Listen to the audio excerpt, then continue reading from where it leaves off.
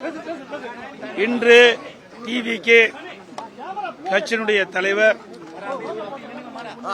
திரு விஜய் அவர்கள் கரூரிலே பொதுக்கூட்டத்திலே பேசிக் கொண்டிருந்த பொழுது கூட்ட நெரிசல் ஏற்பட்டு மூச்சு திணறி பல பேர் இறந்துள்ளதாக செய்திகள் வெளிவந்துள்ளன. பல பேர் மருத்துவமனையிலே சிகிச்சை பெற்று வருகின்ற செய்தி வெளியாகியுள்ளது. இது மிகுந்த அதிர்ச்சியை ஏற்படுத்தியுள்ளது, மிகுந்த வேதனையும் ஏற்பட்டுள்ளது.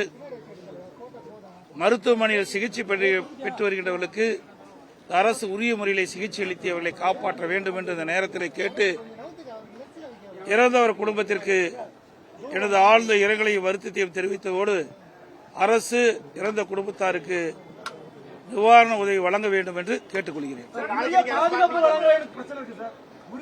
அதாவது என்ன இது செய்தியில் தான் நான் பார்க்கிறேன் ஒழிய என்ன நடந்தது என்பது எங்களுக்கு முழுமையாக தெரியாது.